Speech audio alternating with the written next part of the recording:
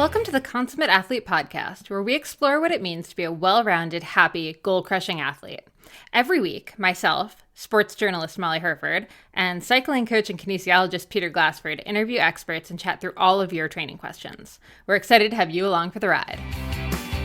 Hello. Welcome back to the Consummate Athlete Podcast. Peter, how's it going? It's going great. We are in Buellton, which is near Solvang and Michael Jackson's ranch. It's wine country. It's a fantastic area that we've been to a couple times for different camps over the years. So we're stopped here on our way to Sea Otter Classic, where you have a big book launch happening. Yes, Strong Girl Publishing. We are putting out our first children's book, The Ragtag Best Friends of Bicycle Club, with Marley Blonsky. So I'm super excited to be, launching that at Sea Otter. We have a bunch of readings, kind of all over the place, Friday, Saturday, Sunday. So if you are going to be at Sea Otter, definitely make sure you check out, Marley did a post. We'll do a post tomorrow on Strong Girl Publishing with sort of where all of the readings are and when they are. So definitely bring kiddos over or just come say hello. We would love to see you. Actually, Sea Otter also marks the 10-year anniversary of this podcast, which seems ridiculous to me that we've been doing this for 10 years, but it was actually in California 10 years ago. We recorded the first couple episodes right ahead of Sea Otter, and then at Sea Otter we recorded our first live episode with our first guest, Ryan Leach. That's right. Trials Extraordinaire. And we released all three of them that week. So yeah, 10-year anniversary. We still have not figured out what to do for our 10-year anniversary. It's also our 10-year wedding anniversary. Mm-hmm. We still haven't figured out what to do for that either. So if anyone has any suggestions for either of those things, please let us know. Maybe more for the latter, because I'm in trouble. But in either case, I think probably we'll keep rolling in either. But yeah, we're going to Sea Otter. In either? Both? We'll see. Yeah, we'll see. The Sea Otter is coming, so that's exciting. There's going to be the first round of the Lifetime Grand Prix. So this is the pro series is going to, I believe you can watch a live stream. I'm not going to put the link in, but you can probably find it on the Lifetime or Sea Otter sort of Instagrams or YouTubes or whatever you like to watch. I believe they are live streaming that to some effect. And then I'm also going to race the Fuego mountain bike race on the Saturday.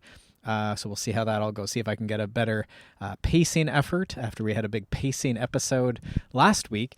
See if I can have a better paced race after a bit of training here down south. So I'm excited for that this week and to then head back home. Yeah, it's been a while since you've actually done a race at Sea Otter. I think the past few times you've been there, you've ridden, you've hung out with people. It might have been over 10 years. It's been quite a while. Yeah, someone would say. Well, 11 years ago, I have a picture of you racing, not 11 years, sorry, 14 years ago now. I have a picture of you racing that I took well before we actually met, which is one of my favorites. So I will attempt to get a similar one this time. Okay, well, hopefully I won't be running in this picture, but we'll see how it goes. I mean, it got you in the photo. That's right. Yeah, go slow. Yeah, get in the photos. So that's that. I don't know if there's any other notables from that. I thought maybe at some point we could go through training if it's interesting to people, but probably not in this episode. We do have 3 great questions here, 1 nebulous and 2 more straightforward questions. So you can tell we've had to go through the nebulous one for probably an hour before we started recording this. Well, not an hour. We'll see how we do. Okay. Before we get into that, though, we have our payable ad, and then did I not have another note or no? You don't have any. Okay. Well, payable ad. So this is Payable Forms is our good friends. We were just visiting them down here in California, and these are good people that I started riding with actually, and so they have this app that lets you get paid in a Google form. Yeah, so super simple. It's just an add-on in Google Forms that allows you to take payments via PayPal, Stripe, Square, kind of all of your usual payment platforms. But what's awesome about it is if you're someone who doesn't really want to set up a Shopify, a WooCommerce, any of these commerce-based websites, this lets you just boom, quickly take payments, whether you're taking donations for your Girl Scout troop, collecting, dollars for a jersey order, which is what we do. Mm-hmm. Club membership, kind of all of those things. I use it for in-person book sales a lot of the time. It is just one of the most convenient ways to very quickly set up a checkout page. And I think if nothing else, we do this ad just because they are good friends of ours. They're people who, again, are real people who biked. You've probably biked at races if you've biked around Ontario, certainly, with some of these people. So it's sort of adding that trust element because it is hard on the internet to, especially these days with AI and everything else, to know what's real and what, especially when we're dealing with money. So that's why we like to promote this app for our friends, and it's something that we legitimately do use, as Molly says, for Jersey's Order and clinics and invoicing and really anything you can use a Google form for. Yeah. So we do have a link that might get you a little discount off the front. Yes, payableapps.com/athlete. It also has some of our favorite templates, so you can get started in pretty much under 2 minutes, and boom, you're taking payments. So payableapps.com/athlete. We will include a link in the show notes. All right. And so we're going to start with the nebulous one.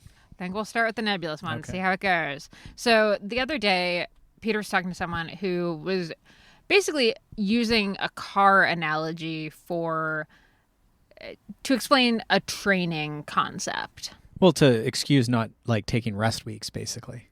So do you want to give the exact analogy they used? Yeah, so they said like, it's like rest weeks might be like an oil change where, the mechanic will put a sticker on your car windshield and they'll say, come back in 8,000 kilometers or whatever it is. And, I don't know what the number is, but it's something like that, 5,000 miles, something like this. It probably depends a bit on the oil and the car and everything else. But you should come back and get this checked out. I mean, the dentist does a similar thing. We could use a dental analogy, I guess. Well, dental analogy is getting a little too close to the actual human body, so let's keep it with the car. And maybe it's even a better analogy, but we'll stick with the car thing. And so this car analogy is ones we use a lot. Like we were trying to come up with just different places that these come up with. And we said sometimes we'll talk about fueling. And so it's like fuel, top off the tank, and some of these things we might use. And so we're saying the car is like the athlete.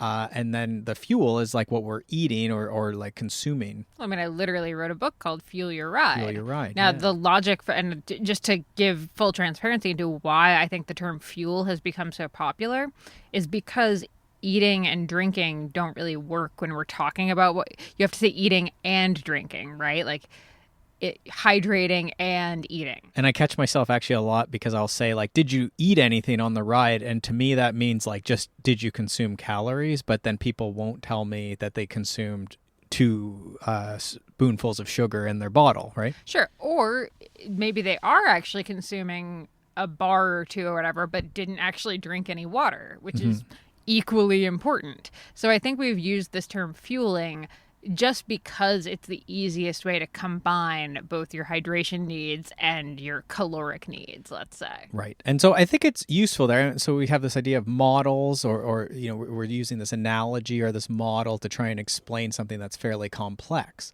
And like the human body, like sports performance. These are complex problems that we don't know a lot of times, right? Because every person is different. So while it's sometimes nice to simplify things with an analogy or a metaphor, so we say this is like an oil change. The rest weeks are like an oil change. And so yes, you could come back every 8,000 kilometers, or the rest week thing would be every 3 weeks you take another, like the 4th week as a rest week. That's very standard in sports performance. Where did it come from? Why is it like that? Is it based on just like months have roughly 4 weeks in them? Is it do we do 7-day microcycles or just like the weekly training block where we take a rest day most Mondays? Yes, that's completely just sort of based on things, right? Like all this stuff is somewhat arbitrary, but it also mostly works. And so sometimes it might not be perfect, but it actually does work. Well, and I think the sneaky thing with the rest week, I guess sort of similar to an oil change though, is when it works, you don't know that it's working. Right. And that's what I said. Like, so I guess to the contention that this person said is, well, you could go for your oil change every 8,000, but if your conditions are different or you drive differently, you live in Arizona where it's very hot or you live in Canada where it's very cold, you might have different, it might actually be okay to 8,500, right? And so perhaps if you're really watching these things, you could get a better performance or better value for your oil change money, get more mileage out of your oil. And so this is true, I guess, but just starts sounding a lot like my inverted U, where we're pushing to the very limits of what we can get for adaptation or for performance. But we know that at some point that arc, that an inverted U, it's going to start going downward. So if you train 5 hours instead of 4 hours, maybe that's better. And then 6 hours instead of 4 hours, maybe that's better. But then at around 6 hours and a half, you start getting knee pain, or you lose motivation, or you get sick, or you start under fueling. There's all these risks to doing that. And so that's more obvious on a single ride. Sometimes it makes more sense when I explain that, like a 3-hour ride's better than a 2-hour ride. And then at some point it's too long and you're going to have worse results. You're not going to be able to train tomorrow or the next day or for weeks. But this also happens in the long term, or what we might call a mesocycle. So this is the rest week ends the mesocycle, the medium term training cycle, if you will, the month. And so we can start cheating it a little bit and pushing to those limits. But the danger is that if anything happens, someone gets mad, you get a little bit of sickness from your kids, you step off the curb the wrong way. What we worry about is that adaptive capacity is at its limit or even past it, and now you can't adapt. For sure, yeah. And I think, so what you just said, though, I think is why a lot of people prefer to skip the built-in rest week is, and totally understandably, because I think this is actually how my training plan is largely set up, is that sort of naturally work or illness or injury or family life or whatever is going to interrupt your ideal training schedule. So the counterpoint is like, well, if I know that, say, 3 days a month, something is going to come up. And not necessarily 3. Maybe it's 2 one month. Maybe it's 5 the next month. Maybe it's 10 the next month. Mm-hmm. So I think a lot of busy people who have full lives outside of their sport want to avoid taking days off that they don't need to take off because they're going to have to take days off otherwise. This sounds great when I say it, but I think it's actually not a great idea. Mm-hmm. Because as I was talking to you about this when we first started talking about this concept. The problem with that is often the time we're taking off is we're sick, we're injured, we're crazy busy at work. Life is super hard. There's a lot going on. Our allostatic load, so that stress load, is actually super high. So we're not actually recovering. It's not actually a recovery day or a rest day when you're coming back from an illness, when you've worked 16 hours that day. Like, that is not recovery. Mm-hmm. And so that's where Greg Layman's, to use another model, his cup analogy is these cups are getting fuller and fuller with things. We only have so much. We have a full life. It doesn't have to be negative, but we have a full life. And so we may not have more adaptive capacity. And so that's what would be the difference. So I often say, like, when was your last unforced rest day or rest week? And we do want to know when those were. And I do think it's good practice on the week, the microcycle, to take a rest week or a rest day, most weeks. Now, I think that's the other maybe thing that people think, oh, well, I take a rest day, so therefore I don't need a rest week. And often you were saying you've actually changed how you refer to the rest week a lot of the times now, and you call it the deload week because people are of two minds, right? The rest week makes them cringe. They don't want a rest week. Or they see rest week and they want to do absolutely nothing all week. That's right. But an actual rest week typically does not look like nothing. Like, unless you've just run, say, like when I run a 100-miler, yeah, I have 5 days off. That's right. Yeah. Otherwise, though. And probably another week of like pretty low key running. So it's just a deload. So often actually the rest weeks or the deload weeks that I would program, not after like a major race where we might do a transition like away from your main sport and not really any structure or any training. These recurring monthly rest weeks or deload weeks, it's just a little less. Like for working people, it's often the work week you just maybe you get an extra day rest, but maybe it's also just shortened. Maybe the frequency of training is the same, but instead of doing an hour, you get a 45 or a 30 minute. Maybe the one day that has a little more hard intervals is just something like spin-ups or strides or just something that's not really stressful. It just sort of touches or spins the tops. And then the weekend often will actually start back up and be almost normal training. Sometimes I give a choice to the athlete. Like if on Sunday you're still feeling really tired, like take it off. Or if you'd prefer to take it off, take it off. If you want to get back out and do your usual 3 or 4 hour ride or group ride, then go do that. So a lot of times I'll leave the athlete to decide.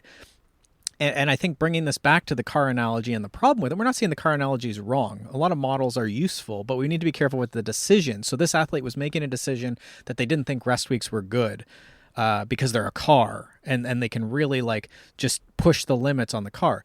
The problem is that humans are complex, and they can make decisions like skipping rest weeks. They can make decisions like I'm going to like not eat food, or I'm going to limit my food. Cars don't really make those decisions, right? Cars also, we can replace the tires, whereas a human we can't replace really. Like, I mean, you can get a knee replacement, but you probably don't want to. You don't want to get it any sooner than you need to. And so we do want to be careful that we're not pushing the body and depleting the body in ways that are going to either have immediate effects. We get sick, low motivation, a knee pain, injury, niggles, or long-term, something that would be more like a consequence of red S, a longer-term, more severe burnout. So these are where these like preventative things are sort of just like good measures that we can put in addition to just having a good communication between the coach and the athlete, where we say, like, do we need a full rest week? Can we push this block an extra week here? Do we need to shorten the block here? A lot of times those decisions actually come because of maybe the training's going really well. Maybe the weather is part of it. The athlete I was just talking to today on the phone, we actually went from usually it's sort of like a 2-week rhythm and then a rest week because the athlete's a little older and prefers just to have a little more frequent deload week because it gives them a chance to spend time with their spouse, get caught up on life. It's not necessarily that they need it. It's just they've decided they really like 2 weeks. So again, the human decided in their brain that they liked 2 weeks on, 1 week off. But we're pushing this block, this mesocycle, this medium term, this month, to a 3-week with a 1 week off. That's only going to actually be like a 5 or 6 day deload because they're going away on a big trip, a mountain biking trip, that then is going to start on that Saturday, Sunday of that deload week. So we're going to give that rest week as like a deload, get ready for the trip. And then they're ready for the trip to really ride most days that next week, which will be like a big sort of endurance block. So you can see how like there's a communication there when we do customize and when we do push that oil change out a couple, 500, 600 extra kilometers or miles, we need to have a very clear communication and reason, and that like all the checks and balances are looking good. The athlete is healthy. The athlete is motivated. The athlete is fueling. The athlete's on board with the plan when you do diverge from this sort of like, you could call it a stock plan or pre-made or generic or whatever you want to call this standard 3 weeks on, 1 week off. Yeah. And I mean, I think the other thing too is, as you just kind of alluded to with, okay, we're going to have this recovery week or taper week or deload week or rest week before a major effort. I think if you don't take those normally, then you don't know, like, then when it does come time for your race and you have that deload week ahead of your race, it's actually really kind of a shock to the system. And I think it actually can make your race day worse because your body doesn't really know how to deal with this lighter week. Yeah, body and brain. The feelings. Yeah, you see that often. These same athletes who say, "Oh, I can't possibly take a rest week." They're often like busy people who just like want to outwork everyone, right? And they think, "Oh, I can't train quite as much, so I'm going to train as much as I can when I can." More days. I'm going to wake up earlier and do it. And then, you get to like, okay, we're going to try and perform on this coming Saturday. What does that week ahead look like? And to break from the normal, like, whatever the rule is in their head, 2 hours a day, every day, 2 hours a day, every day. If you try and take an extra rest day, it'll just smoke their confidence. So it is very tricky, right? And so sometimes those rest weeks, or what we would call a deload week, I do like to have a little bit of a test or a performance assessment or a TT or whatever words we can use that aren't like shocking to the athlete.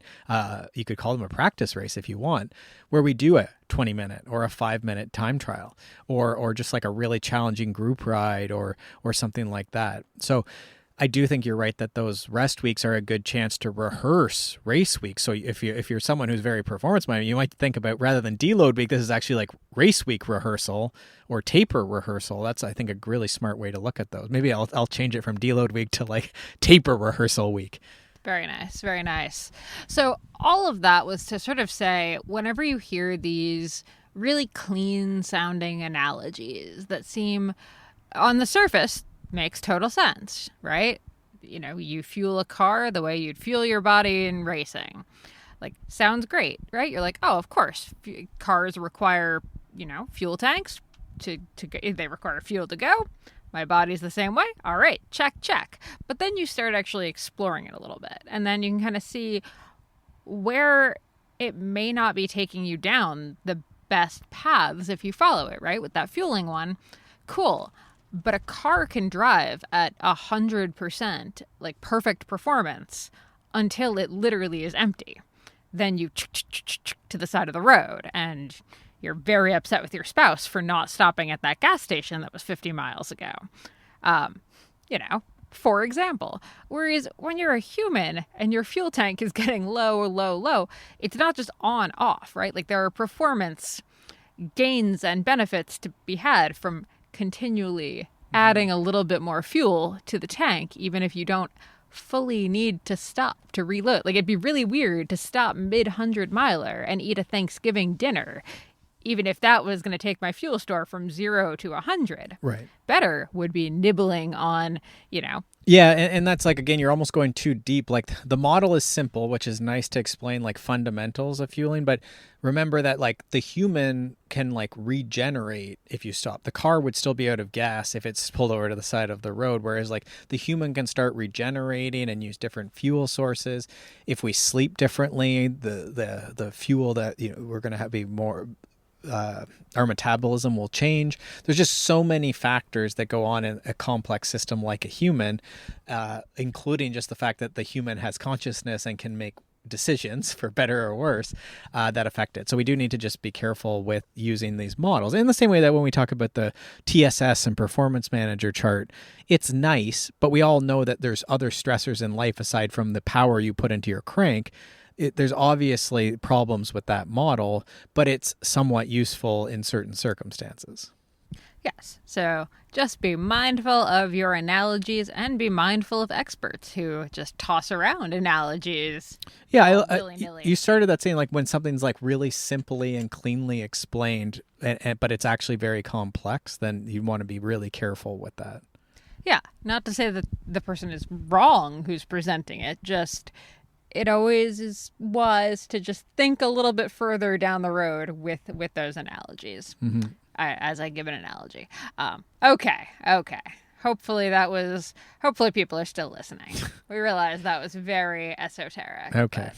Anyway, next question. Very simple. Is 16 miles a little low for the longest pre-marathon training run? So this was in a 3-month plan I made for running, which we do those. Usually it's for more trail running, but we can design whatever as far as running as well. So yeah, this person was doing a marathon, and their longest run is 16 miles. Do you want my thoughts first? Well, I mean, you run 100 miles in your couple few hundred milers you've done in your life now, races that you've done 100 miles. What are generally, or in all cases, what were the longest runs you did, single runs? I know you did a 50K. I was going to say 50K is probably the longest. I've only done maybe once in training have I gone up to 50K. Okay. And that was that a race or like sort of like a group run? If you recall, that was before my first 100-miler. That was on your birthday, January 1st, we did a 50K, or I did a 50K, and then you ran with me for a chunk of it. And then the next day I did a 20-miler. Okay. And that was sort of the longest training runs that I had getting ready, again, for a 100-miler. Right. In this lead up to, I race in 5 weeks. I did a 50K back in March. And that was a race, but that'll be the longest one that I've done. Yeah. Generally, I would not even consider, like, if you think about what 16 miles is to 26 miles, that would be probably 60-ish miles for a 100-miler. Yeah. There's very little chance I would do that unless I happen to be jumping into a 100K race for the race of it. Sure. And so there's different methodologies. And so I recall way back, this might even been year 1, but we had Luke Humphreys, who's from the Hanson's method for Hanson's marathoning, like one of the big, I guess, coaching groups that do marathon training. There's lots of stuff based on Hanson's stuff. And a lot of times when I do build more marathon plans, that's sort of where I look at is this like 16 miles. Now, it's interesting because, as you say, as you go up to 100 miles and 200 miles, the thing is the body and the person, the time available in the day, the body's ability to adapt doesn't increase just because Molly decided to do 100 milers instead of marathons. So the training isn't ultimately that different. I would say the bigger difference is actually that you have been going at this now for many, many years and being very consistent, so we can be a little more confident in pushing your mileage, and not just the daily mileage, which remind me to talk about that, but also the weekly mileage and the mesocycle, the monthly mileage that you're putting in ahead of these big events. So I think it's fairly standard actually that you'll see that 16 mile as the like goal long run ahead of a marathon in like standard marathon training. Yeah, no, I totally agree. And I think what I'm learning right now, as we actually are trying to work on pushing up my volume a little bit, is that I actually don't think I'm really I don't think it's a good idea for me. I think I would the volume I have been at is sort of my sweet spot of any more than that, and it starts to really influence what I'm able to do in the rest of my life. Everything else gets a little bit harder because I have to make a little bit more time. I'm a little bit more tired. I've burned that extra match, and and maybe I'll adapt to it, but it's not easy. So as you are training for these big distances and you click up even a little bit, it adds up. It's a lot. Now, that said, I was going to say the only reason I would say that 16 could be a little short, and I think I'm sure we've talked about this before, is strictly from a psychological viewpoint. I think sometimes for someone who's really nervous about a first marathon, getting into the twos, so getting that first 20 miler under your belt before race day, if you are someone who feels like that is this huge hurdle, because I do know first marathon, when you hit that 20, if you've never done 20 miles before, 20 miles is kind of where you start hitting that wall. Mm-hmm. Typically in marathons, and just seeing that 2 on your watch can feel like a lot. Seeing that 20-mile marker can feel like a lot. So if you've already done it before, it can just feel a little bit less intimidating. Mm-hmm. So that would be my one reasoning for going higher, but that would not have anything to do with physiology, and it'd have everything to do with mindset and psychology. Yeah, and so that's an important question to ask for sure. And so sometimes when I'm coaching people for Unbound, which just breeds this we have to do 200 miles before the race, and it's I don't know if we need to do that. That's the fundamental question here is this person's they're saying is 60 miles long enough, but what they're probably asking is, don't I need to run a marathon before I run a marathon? No. And so with the 200-mile Unbound people who tend to have, I don't want to stereotype people who do Unbound, but there is, I was pondering this as I was out riding doing my 4-hour race sim the other day. So it's not that much different. But I was thinking there's a certain type of person that is drawn to the even further type of racing. And this is more in the age group, but maybe not. It's just those folks, we know that as the duration goes up, there's often going to be, I don't know, maybe we need to cut this, I don't know. But we start seeing there's just more concerns around food, and I don't think I'm out of line to say there are studies that show that things like different mental conditions, mental concerns, problems with food, just start increasing in frequency. I'm not saying that any person listening who's doing Unbound has that. It's just in general, those things do track with volume. I think that is 100%. Okay. Yeah, okay. I think that is completely reasonable to say. Not 100% of people. Right. Just I think that is an accurate statement to say that it is very hard to have a super healthy relationship with your body and your brain when you do anything that's pushing into the ultra endurance space. And I mean, for a lot of people, the marathon, I know, is technically not ultra because it is not it is not beyond a marathon, but it's basically an ultra. Right. And so there's that consideration. And I guess mentioning that only in that going more and more for more of the year is a concern that I always have my eye on, that we don't need to always train more. And with running especially, because this person, the piece we haven't really really here is this person, the 16 mile actually, I didn't even really I was I don't know if this is the greatest to put in, because where they're coming from, they're a newer runner as well, right? And so this is a consideration. So if we're struggling to stay consistent at, I always my 5K to 5 mile runs as bread and butter runs, and then the weekend run just edging up gradually. We know that that's one of the big markers. That's been one of the big studies over the last year, is that it's actually that that long run volume that like often can predict injury. I don't know how perfect this is, but they say like just rather than thinking so much about like the weekly volume, but it might actually just be like big changes or big increases in that one weekly long run. So the dilemma is if we're sort of going 10 miles and then you jump and all of a sudden do 20 miles, that's a jumbo increase in loads, right?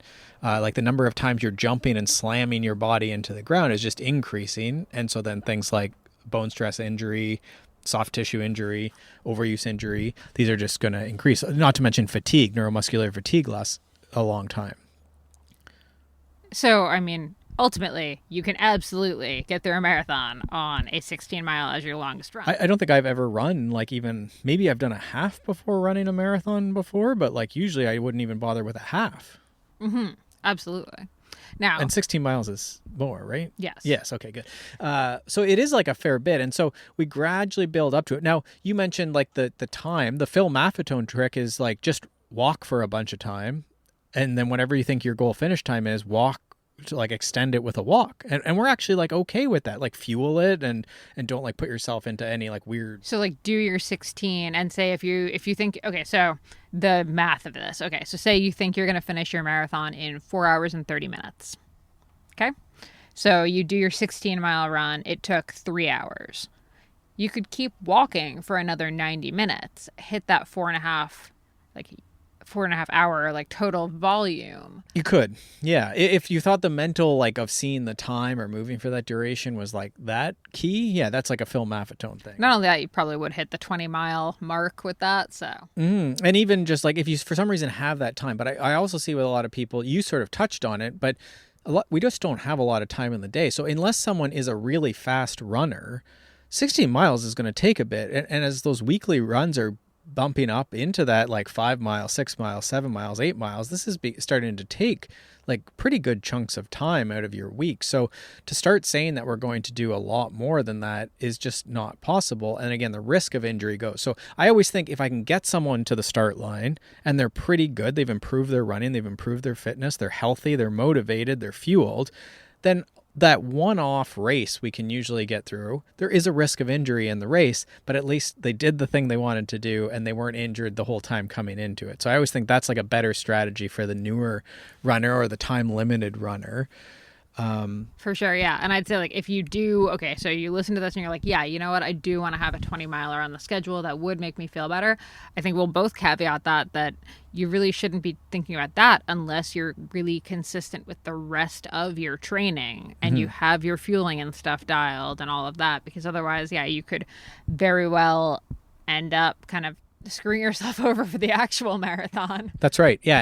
And so that was the last piece that I wanted to get in then is that the part of that methodology, the Hanson's methodology, our methodology, your coach David's methodology, is it's actually not usually so impressive on the long run, the one single Strava post you're going to do. It's actually that like every day, except for your rest day, is like there. And so we'd rather see someone up running 5 and 6 times a week rather than 2 times and one of them's a 20-miler. That's just the frequency is so low that you're not going to be getting a lot of that benefit of frequency, which is one of the fundamental benefits for endurance training is that like there's just that frequent dose that the body's adapting to every day pretty much. So that would be the consideration. Molly mentioned that she sort of did a longer run, and this is almost every week you do a longer run Saturday and then another run, which is often like 10 miles or something like that. It's built up over time.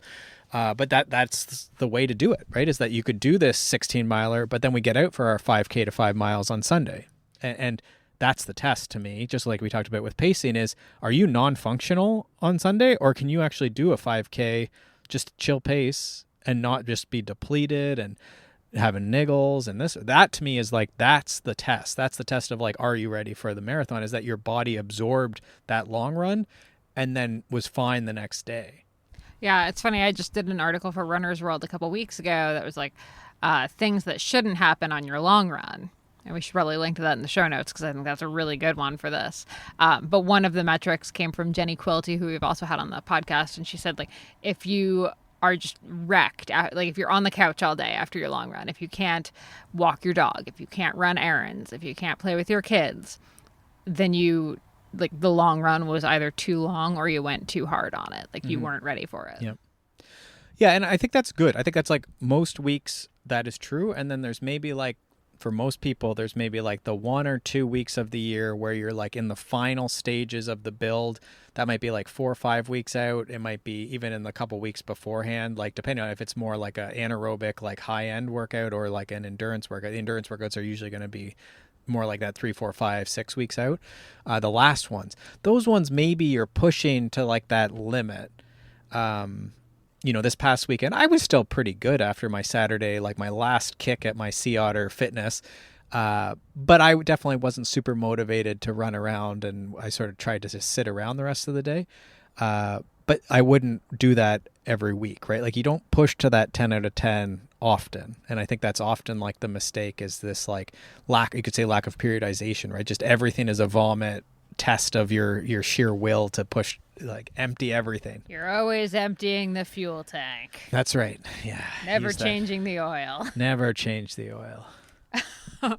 Okay, so long story short, no, 16 miles is probably not low. pedal to the metal would be the one. Pedal to the metal, yeah. Okay, next, last question. Should I use a training bike? Do you want me to read this whole? Nah, that's probably good. So the question, like, this is a very charmed, like, what is this, third world problem? First world problem. First world problem, sorry. Definitely not I third world apologize. Yeah, so, like, if you have it, like, shake it if you got it, I guess. But we talked about last week, I think, this idea of when to sell your bike and when to replace gear and that sort of thing. And one of the solutions that we see a number of athletes use is they sort of have like their older bike that they might use when they're riding with slower friends, when it's the winter, when it's pouring rain outside. Even on the trainer, so that way they don't have to flip them. And so we're trying to preserve that race bike or your best bike or your favorite bike or whatever, so that it's not getting smoked by stuff. Like we've been down, like I think I mentioned on a previous podcast, like Tucson, Arizona, the desert, very, very rocky, very, very harsh rocks. Bentonville is like this. Northern Ontario is like this, where it's just so hard on bikes. And then in other areas where it's just beautiful pine forest, not a rock in sight, your bike is probably good for a lot longer, and you don't really need the race bike because your bike just never gets like dirty. You don't even have to hose it off, right? So I think when you have these like harsh conditions, it often is nice to have this B bike or this training bike to use. And then we were also talking about training gear, or like training versus racing gear. So I know you have a pair of bike shoes that I was very annoyed that you purchased because they were very expensive. With my bike shoes? Yes. Yeah, sometimes you could do that with shoes for sure. Like cycling shoes are maybe... It's nice to have like your muddy ones that are crummy, or some people will have like they're really nice road shoes that they only wear at the track or for the big race day. You might have race shoes either as well. And I'm okay with that. I do get nervous about different types of cleats and that sort of thing. If you are like a road shoe and mountain bike shoe, I'm a little, maybe that's like one of my contentious like hot takes is that I'm really negative on road clipless shoes. You and I both. I think that's why we're married. For some people, like although we are still a Crank Brothers versus Molly's, Shimano family. That's right. Molly's stuck with Crank Brothers. But more so what I was thinking was the bike and the race bike, the training bike is similar to running shoes, where you might have different shoes you're cycling through. And so you have sort of like your race day shoes. A lot of people now have these super shoes for marathoning especially, but even for trail running now, there's like the faster shoe, the grippier shoe. But grippier often means that the rubber's softer, so it wears out. Either it gets really compressed or it gets ripped apart. Yes, I did a giant piece for Canadian Running, really digging into foam a couple months back, and I was actually like pretty shocked by like it's not just one foam. Everybody, turns out it's not just marketing hype. There's a lot of engineers whose lives are based on that foam. Yeah. Okay. They're all very passionate about it. And so we talked about in the gear replacement thing, you have some older shoes that like you'll keep wearing until maybe you have like start getting, I notice knee pain, or they're just getting disgusting in the smell or their appearance, or there is actual holes. You'll wear holes through the sides sometimes. Yeah, so they end up in the rotation for like one more run. They're like one more muddy run and that's it. Then they're out. And probably in a similar vein, like you wouldn't use your fastest shoe, your super shoe, when you're out running with like a slower group or a slower friend or something. Again, like that would be a good day to use the more, I don't know about minimal shoe, but just the shoe that isn't your bounciest, most expensive shoe. You could probably save those miles, again, assuming that you're not going to give yourself an injury from using the shoe. And that, do you do more stuff on shoes, or is that sort of the concept? No, I think where I was kind of going with that too, though, is the flip side of all of this is if you only save those good shoes or the good bike for race day, you do run the risk that your body has changed and that bike is no longer like perfectly fit for you. There's like little tweaks you need to make, or you're just not as comfortable on it. I mean, if you're using a different drivetrain on your race bike versus on your training bike, you want to make sure that you've put in enough reps on the race bike that you aren't struggling to figure out your shifting. Also that you've charged your shifters if they are. It does. Yeah. Sometimes I get nervous. Some of the athletes I work with have like a number of bicycles, which is a great place to be.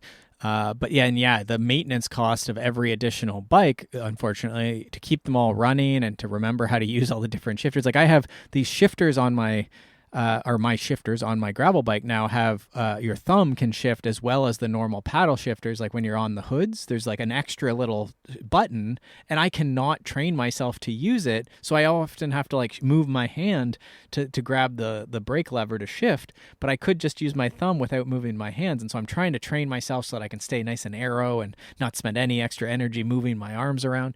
But it's hard, right? And that's because I go back to like a mechanical shifting bike often as well. So, and to my mountain bike for that matter. So I think that's a great point that when we go to challenging group rides, we're doing our key race simulation rides, our interval rides, things where we want to be thinking about speed and experiencing that speed, the traction, testing the tires. We do need to use those race bikes. You can't just keep them pent up and hope that it's all going to come together on race day. That's a great point. And then you sort of touched on it that those training bikes, if they start getting too, I'm going to say janky, but like too old, too beat up, there's some wiggles or niggles or holes, as we talked about on our previous podcast, those are when they probably need to get rid of it or do a big update on it or give it to someone who's going to appreciate it, because now it's starting to risk your training consistency if you get injured. Or again, if you're training sort of poor or you're getting dropped on the group ride. Sometimes that's my like concern when people think about going slower. Like you'll hear about people like, oh, I pulled off into the gravel on the shoulder. I've been guilty of this, thinking it's going to slow me down and like make it harder or something like that. But sometimes it's good to go fast. And so using your road bike on pavement or doing your intervals on fast areas is a good thing if you can do it. You don't always want to just like slow yourself down or like try and make it as hard and miserable as you can. It's also super obnoxious to show up for the group ride with like your 1992 bike and be like, oh guys, don't worry. I brought my old bike so I could go as slow as all of you. Yeah, there's definitely it's like social, but like an etiquette. Like, be cool about it, guys. Right, because I've been guilty of like showing up with a mountain bike on like a road group ride or something, right? And so you really have to like read. Not since you met me. Yes, perhaps I've matured, but you do want to read the room. Sometimes it's not a big deal. People get it and they're like just psyched, and you just don't want to be like a showboat when you're out, and certainly not be sketchy. Like you can't be the person on the mountain bike who knocks people over with your big wide handlebars or something, right? So you do want to be careful with that. And I would say similar even goes, a lot of groups, road groups aren't super into people on gravel tires showing up, even if you can go with them. As Molly says, sometimes there's just like some social etiquette EQ that goes along with that. So you want to sort of read the room on that. But if everyone's okay with it, then it is like a good opportunity for you to ride with those people if they are friends. And then also maybe get a bit more of a workout. So that's something that a lot of times when we do these like couples, like how to train as a couple, that's something that works really well. Like one person will ride more of a mountain bike and the other person will ride a road bike. One person will ride an e-bike, one person whatever, right? And try and mix and match. And then hopefully you get like a nice load for everyone. That would be sort of the dream. Just don't be punchable about it. Fair enough. So training bike, I think we give it a thumbs up, assuming you're in that place and you can access that. If you can't access it, I guess the only other thing that we could mention is that a lot of the pros will use training wheels and race wheels for the same reasons, right? A little bit more weight, but also save the super expensive stuff, the super expensive cassette, the tires. Certainly with cyclocross, this would be very common. You would ride your maybe tubeless tires some weeks, and then you have tubulars that you use for racing perhaps, right? And maybe that's even shifting a bit different where there's like the fancy tubeless tires now, but you might not use those for your day-to-day training. I was going to say, we got to get someone on before our return to cyclocross to debate whether or not tubulars are dead. Well, that's right. So we're hoping, if people haven't seen that CX Hairs, Bill Scheichen's been doing some great digging into the state of cyclocross. There's been the news of the U.S. series and the 3 races that'll happen with the UCI this year for cyclocross. So that's a great schedule update. But Bill's also been just digging into, obviously cyclocross is not in the like heyday of cyclocross. It's not in its highest level, but where is it at? So he's been doing great work. So we're hoping to give him, we have to actually ask him. So maybe this is the ask, but we'll try and reach out to Bill and get him on to sort of do a cyclocross reach out. We're hoping to do some cyclocross racing this year as well. Mm-hmm. Okay, with that, let's wrap it up. As always, keep the questions coming. Like we said, we'll be at Sea Otter. So if you have any tech questions, you want to know what the latest stuff is, you're curious about someone, definitely hit us up over at Consummate Athlete on Instagram or our anonymous form over in the show notes with whatever you want to see more of. And we will hopefully figure out something fun to do for our 10-year anniversary next week. All right, with that, happy training, and we will see you after Sea Otter. Thanks so much for tuning in to the Consummate Athlete Podcast. If you want to hear more training, racing, and endurance sport advice, make sure you subscribe to the podcast and leave us a rating and review. You can also subscribe to our newsletter at consummateathlete.com for a weekly dose of inspiration and advice straight to your inbox.